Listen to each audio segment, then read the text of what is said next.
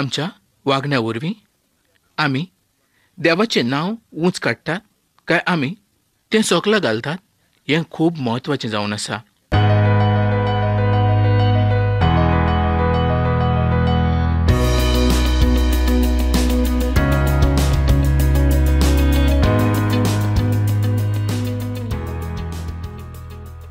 मोगाळ बाबळांनो, आयज आमी पोरण्या कोरांतल्या दुसऱ्या इतिहासाचें शिकप करतले.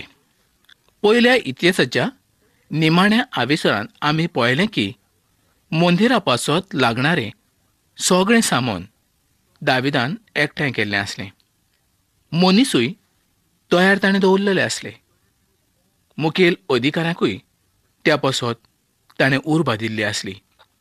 मंदिराच्या सेवे पासत सगळी तयारी ताणें केल्ली आसली. त्या पासत लागणाऱ्या पयशांची ताणें तयारी करूनच दवरलेली आसली. आनी उपरांत सोलोमनाक काम करूंक ताणें लायलें. आतां आमी पळयता इतिहासाच्या दुसऱ्या पुस्तकांत की सोलोमन आतां कामाक लागलेलो आसलो. आमी पळयलें की पयलें इतिहासाचें सगळेंच पुस्तक दाविदाचीच गजाल आमकां सांगता. ताच्या वंशावळी वरवीं आमकां जायत्यो गजाली समजून आयल्यो. ताजी वंशावळीची सुरवात आदामा पासून आमकां दाखोळ करता आनी दाविदाच्या वंशा पासून ती चालूच उरता. ही वंशावळ ह्या सुवातेर दिवचें कारण म्हणजे दाविदा संबंदी ताच्या पुर्वजांची खबर आमकां मेळची.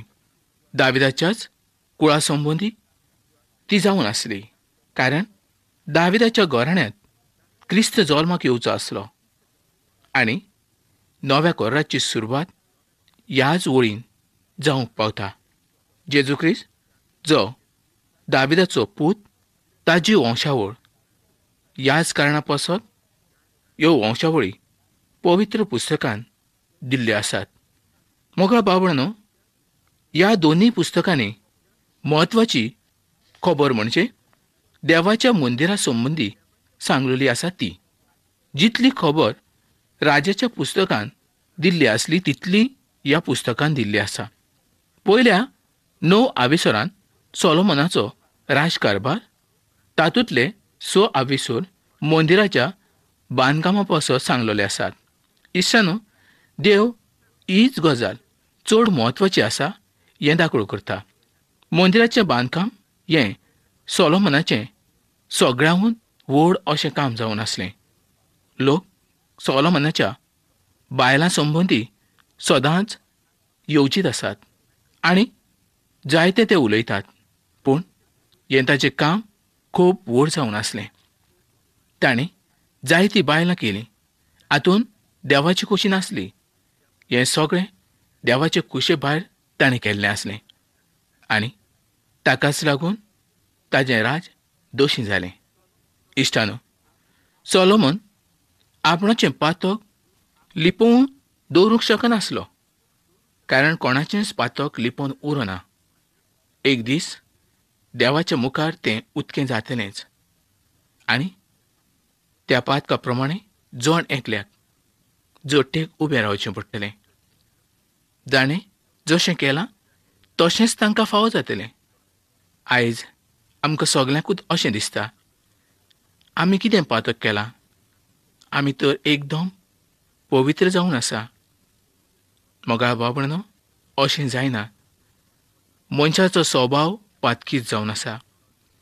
मनीस जल्माचोच पातकी जावन आसा आनी त्याच पासत धन्य जेजू क्रिस्ताक ह्या संवसारांत येवचें पडलें. मंदीर दाखयता तुजी आनी म्हजी कूड, पूण हें जें मंदीर आसलें तें दोनयाच्या वयर आमकां दाखयता. जो कोण त्या मंदिरांत भितर वेतालो तो देवाशी येतालो. आनी आयज आमकां खऱ्या आनी जिवंत मंदिरा कडेन वचूंक जाय आनी हें खंयचें? खुद दोनी जेजू क्रिस्त जावन आसा. देवाचो तो एकलोच मोगाचो पूत तुज्या आनी म्हज्या भितर तो रावंक पळयता, पूण पातकी कुडीन तो कसो रावतलो? ताका जाय बरी, उत्तम आनी नितळ अशी कूड. ही कशी जावंक शकता? हें फकत आमच्या पातकाचें बोगसणें मागूनच ती नितळ जावंक शकता.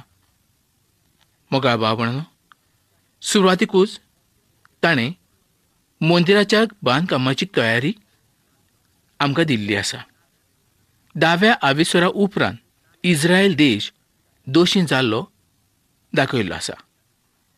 राजांच्या पुस्तकांत आमी पळयता की जेन्ना ते दोशीं जाले तेन्नाच जायते राजा त्या सुवातेचेर जावन गेले. पूण तातूंतले थोडेच बरे आसले आनी इस्रायलाच्या उत्तरेकडलो एकलोय राजा बरो नासलो. आनी त्याच पासत त्या राजा संबंदी इतिहासाच्या पुस्तकांत कांयच सांगूंक ना. ह्या पुस्तकांत दक्षिणेकडल्या राजांची खबर दिल्ली आसा जे बरे राजा जावन आसले. तांची नांवां अशीं आसात: आसा हो एक राजा, जेहोशाफाट, जोवाश, हिजकिया आनी जोशिया. ह्या राजांक लागून इस्रायलांत परत बदल घडून आयलो. दुसरें इतिहासाचें पुस्तक आनी पयलो आविसोर हातूंत सोलोमन राजा जाल्लो आमकां पळोवंक मेळटा. आनी तो जाणवाये पासत देवा लागीं मागणें करता. दुसरें इतिहासाचें पुस्तक, पयलो आविसोर आनी पयली ओळ. मोगाळ बाबडांनो, तुमकां उगडास येता आसतलो की देवान सोलोमनाची राजा जावंक निवड केल्ली आसली. म्हाका दिसना की दाविदाची खोशी आसली सोलोमनान राजा जावचें म्हणून. ज्या पुतान ताच्या विरुद्ध बंड केलें म्हणजे झगडें केलें ताणेनूच राजा जावचो अशी दाविदाची खोशी जावन आसली. आनी तो पूत म्हणजे आबशलोम. दाविदाचो आबशलोमाचेर चड मोग आसलो. जेन्ना आबशलोम मेलो तेन्ना दावीद खूब रडलो. ताका बरेंच दूख जाल्लें आसलें. तुमकां उगडास आसतलो की ताणें जेन्ना सैनिकांक पाठयले तेन्ना ताणें मुखेल्याक सांगलें की आबशलोमाक तुमी कांयच करूं नाकात म्हूण. ताजे पासत दावीद कितेंय करूंक तयार आसलो. ताजो खऱ्यांनीच आबशलोमाचेर चड आनी चड मोग आसलो. आबशलोमाचें मन दाविदा सारकेंच जावन आसलें. जायत्यो गजाली ताचे भितर आसल्यो त्यो दाविदा सारक्योच जावन आसल्यो. पूण तो राजा जावच्याक देवाची खोशी नासली. देवान त्या पासत सोलोमनाची निवड केल्ली आसली आनी सोलोमनाकूच तो आशिर्वाद दिवचो आसलो. मोगा इश्टानो, देव ह्या संवसारांतल्या अस्कोत मनशांक वेंचून काडटा आनी आतां देव सोलोमनाचो उपेग करचो आसलो. आनी आतां दावीद मेल्लो आसलो. तो एक व्हड आनी बरो मनीस जावन आसलो. देवान ताजो बरोच उपेग करून घेतलेलो आसलो आनी मंदिराच्या बांदकामाची जबाबदारी देवान ताका दिल्ली आसली. इश्टानो, मनशाचे भितर कितें बरें आसा हें देवाक बरे भशेन खबर आसा. ताजी जाणवाय खंय सुद्दां पावूंक शकता हें देवाक खबर आसा. ताणें जायती विस्मितां केल्लीं आसा. व्हड आनी व्हड पदव्यो घेतल्यो आनी आपणाची जाणवाय जर मनशान वाडयली तरी मनीस हो देवाच्या मुखार व्हड जावंक शकना. तो एक मातये सारकोच जावन आसा. तो एक धुल्लूच जावन आसा. तो एक गोबरा सारकोच जावन आसा. म्हणून मनशान देवाच्या मुखार आपणाचें व्हडपण दाखोवचें न्हय. देवाच्या मुखार आमी खालती जावंक जाय. सोलोमनान आपणाचें जिवीत देवाच्या हातांत घातलेलें आसलें आनी सोलोमनाच्या काळार ताच्या राज्यांत शांती आनी सोगोसकाय तशेंच ग्रेसकाय भरपूर आसली. आनी हें जावचें पसत कारण दावीदूच जावन आसलो. कारण दाविदान जायतीं झुजां केल्लीं आसलीं. आतां इस्रायलाचो कोणूच दुस्मान त्या स्वातीचेर नासलो. सगळें शांतीन आनी बरे भशेन चलतालें. दोनी देव आतां सोलोमनाच्या सांगात आसा. खऱ्यांनीच देव बाब कितलो मोगाळ आनी काकुतवंत आसलो तें पळयात. पूण उपरांत आमी पळयता की सोलोमनान देवाचें उतर मोडलें आनी देवान ताका निमाणे सुवातेर सोडलो आनी ताजें राज दोशी केलें. दुसरें इतिहासाचें पुस्तक, पयलो आविसर आनी दुसरी ओळ. सोलोमनान इस्रायलाच्या वडिलां कडेन उलोवणें केलें. तिसरी ओळ, देवाचो रावपाचो मंडप गिबोन ह्या सुवातेचेर आसलो. इश्टानो, आमी लक्षांत दवरूंक जाय की देवाचो कोराराचो कोज दाविदान जेरुजालेमांत हाडलेलो आसलो आनी तो एका मंडपांत दवरलेलो आसलो. पूण ते देवाशी नीट वचूंक शकनासले. देवा कडेन वचपाची वाट देवाच्या रावपाच्या मंडपांतल्यान जावन आसली. म्हणजे त्या सुवातेक निवास मंडप अशें म्हटलेलें आसा, कारण त्या सुवातेर पितळची वेदी आसली. त्या सुवातेवेल्यान देवा कडेन वचपाची वाट जावन आसली. इश्टानो, तुमकां आनी म्हाका देवाशी वचूंक जाय जाल्यार क्रिस्ताची येवची गरज आसा.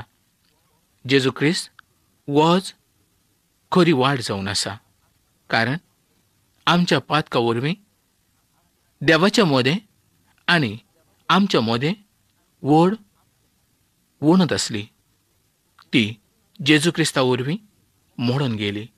मोगाळ बाबणानो, आमच्या मोदें अशे कांय लोक आसात की ते अशें म्हणटात, आमी केदींच पातक करूंक ना. अशें म्हणून आमी देवाक फोटकिरो करता.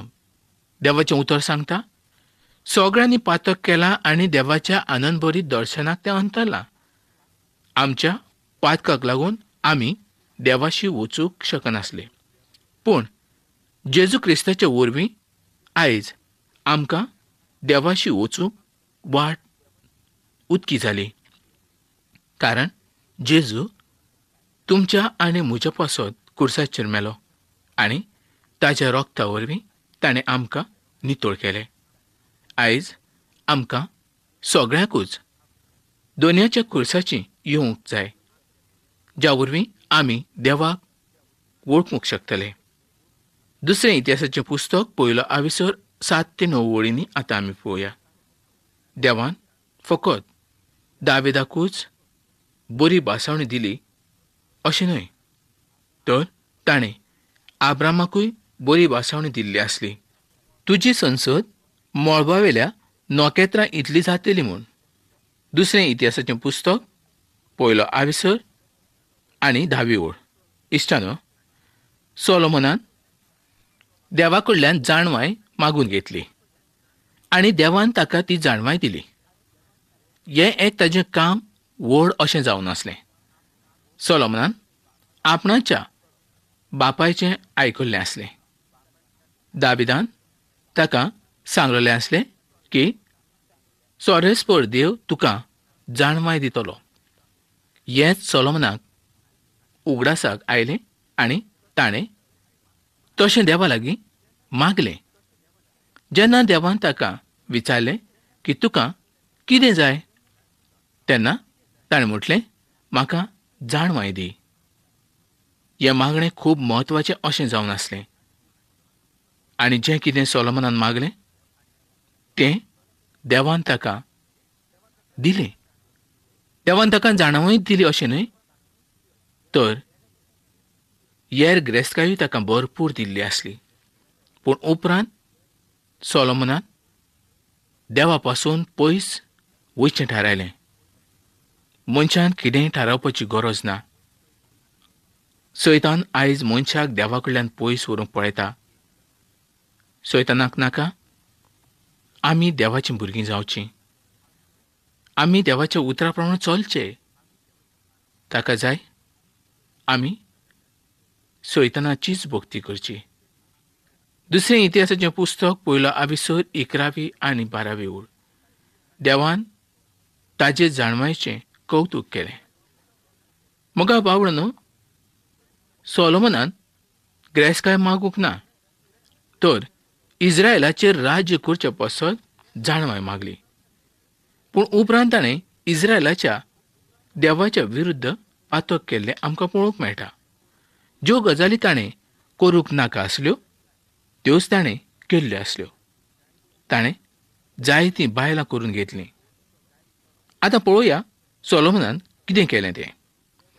सोलोमनान देवाच्या मंदिराचो नकाशो आपणाच्या मुखार दवरलो आनी मंदिराच्या बांदकामाची सुरवात केली. मगा इश्टानो, देवान सोलोमनाक मंदीर बांदूंक जाणवाय दिल्ली आसली आनी सोलोमनान बांदलेल्या मंदिरा वरवीं ताचें नांव सगळे सुवातेर गाजत रावंक जाय आसलें आनी तें गाजत रावलें. दावीद हो देवाच्या मना सारको राजा जावन आसलो आनी ताजोच कायदो सोलोमनान सांबाळूंक जाय आसलो आनी सोलोमनान ताजी आज्ञा पाळली आसली. आनी जें मंदीर सोलोमनान बांदलें त्या मंदिरा वरवीं इस्रायल लोक देवाशी लागीं येवंक पावले. पूण तूं आनी हांव आयज जेजू क्रिस्ता वरवीं देवाशी येवंक पावतात, कारण देवान तुजो आनी म्हजो मोग केलो देखून. फकत जेजू क्रिस्त आमकां देवाशी व्हरोंक शकता, कारण ताणें तुज्या पसत आनी म्हज्या पसत सगळें केलें देखून. मगा भावणानो, ह्या सुवातेर इरामान सोलोमनाच्या संबंदी कितें म्हटलें तें पळोवया. इराम सोराचो राजा, दाविदाचो इश्ट जावन आसलो. देवान दाविदाच्या जिवितांत कशें काम केलें हेंच ताणें लागशिल्ल्यान पळयल्लें आसलें. दाविदाच्या गोवायकेक लागून तो जिवंत आनी खऱ्या देवाक वळखूंक पावलोलो आसलो. ताणें उक्तेपणी इस्रायलाच्या देवाक आर्गां ओंपलीं. इश्टानो, दाविदाचें जिवीत देवाचो उजवाड फांकयणारें अशें जावन आसलें. आयज आमच्या वरवीं देवाचो उजवाड दुसऱ्याक फावो जाता काय आमीच दुसऱ्याक आडकोळ जावंक पावता, हाची परिक्षा जोण एकल्या मनशान करूंक जाय. आमचें वागप, बसप, चलप आनी संवसारांतलें रावप हें कशें आसा. आमच्या वागण्या वरवीं आमी देवाचें नांव उंच काडटात काय आमी तें सोकला घालतात हें खूब म्हत्वाचें जावन आसा. देवाच्या भुरग्यांनी माणसुकेन ह्या संवसारांत चलोंक जाय, देवाचे भिरांतेन चलोंक जाय. इश्टानो, आमी पयलींच पळयलें आसा की आब्रामान आयजकाची मोर्या पर्वताचेर भेट केल्ली आसली, पूण देवान ताका ती भेट करूंक दिवंक ना आनी त्या सुवातेर दोनया जेजू क्रिस्ताक खुर्साचेर खेळायल्लो आसलो. हें सगळें देवान तुज्या पसत आनी म्हज्या पसत केल्लें आसलें. आमचो नाश जावचो न्हय, आमकां सासणाचें जिवीत मेळचें, हीच देवाची येवजण जावन आसली. मोगाळ भावणानो, आयज जरी तुमी दोनया जेजू क्रिस्ताक मानून घेवंक ना, तर आयज तुमच्या पातकाचें तुमी दूख धरा आनी दोनया जेजू क्रिस्ताक तुमचो सोडवणदार म्हूण मानून घेयात. देव तुमकां आदार दितलो. आयज तुमकां जायतें दूख आसा, त्रास आसा, तरी पूण तें तुमी तुमच्याच काळजांत दवरूं नाका. आयजूच चीट भरयात आनी म्हाका कळीत करा. हांव तुमच्या पसत मागणें करूंक पळयतां. तर ही कार्यावळ हांगा सोंपोवया आनी फुडल्या कार्यावळींत आमी परत मेळुया.